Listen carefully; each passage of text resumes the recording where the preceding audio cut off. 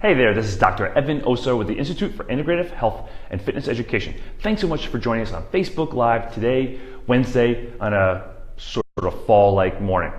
This week we're talking about the forward head posture in our older clients. And if you watched yesterday's video, we discussed why so many of our older clients have the forward head posture and why it's so hard to change. And yes, we believe as integrative movement specialists that you want to address the forward head posture because it creates less efficiency in range of motion, less efficiency in overhead motion with the shoulders or any kind of pushing, pulling patterns with the shoulders. It creates tension on the neural structures, so the nerves exiting the neck, the joints of the neck and upper thorax, as well as the joints right at the base of the skull and the first cervical vertebrae.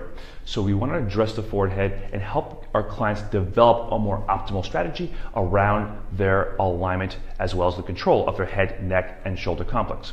So remember, our goal is never to fix, correct, or diagnose our clients. Our goal is always to help our clients develop a strategy that's more optimal and efficient so that ultimately it's more sustainable over the course of their life.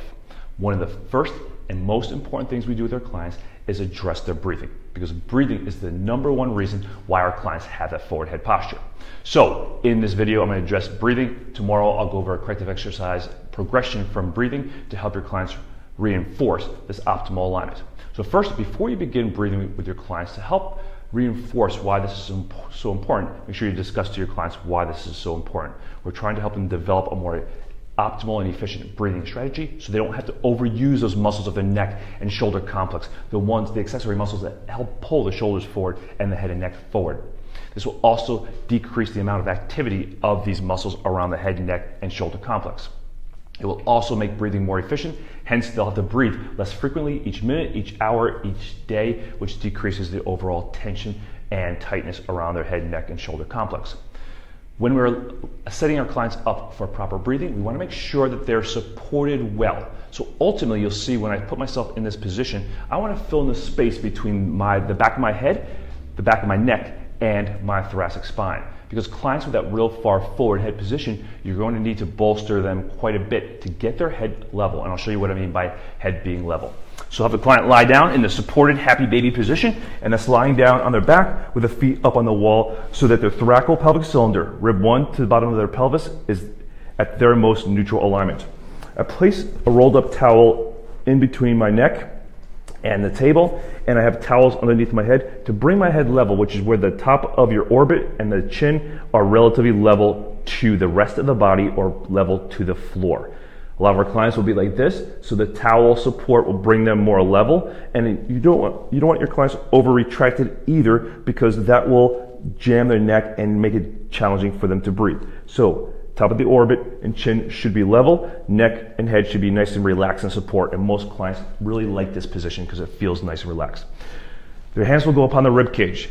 A lot of our clients are great belly breathers. They're not good rib cage breathers, meaning they can't breathe wide into the rib cage and really use the diaphragm to expand front to back as well as side to side. So we have our clients place their hands upon the rib cage. They're going to breathe in through their nose. We want them to get away from mouth breathing. They breathe in through their nose, hold for a second, and then breathe out through lightly pursed lips or through their nose if they can. Preferably, we want our clients breathing out through their nose as well. They'll breathe in, generally for about 2 seconds, and then pause for a second, and then breathe out for a count of 4. Pause, breathe in again. Pause, breathe out. Pause. And we have them do it 3 to 5 breaths for 3 to 5 breath cycles. Give them an assessment, a simple, easy neck rotation, side bending of their head and neck before they start breathing. Give them 3 to 5 cycles of breathing. Really encourage them to relax their shoulders, breathing into that thoracolpelvic cylinder, so around the entire thorax, so they get the diaphragm moving, to get the accessory muscles, the scalenes, SCM, levator scapula, pectoralis minor, relaxed, and almost 100% of the time, you'll notice increased range of motion, and your client will notice it as well. So another thing to do to reinforce this for your clients is to videotape their range of motion and their alignment before and after you do the breathing with them.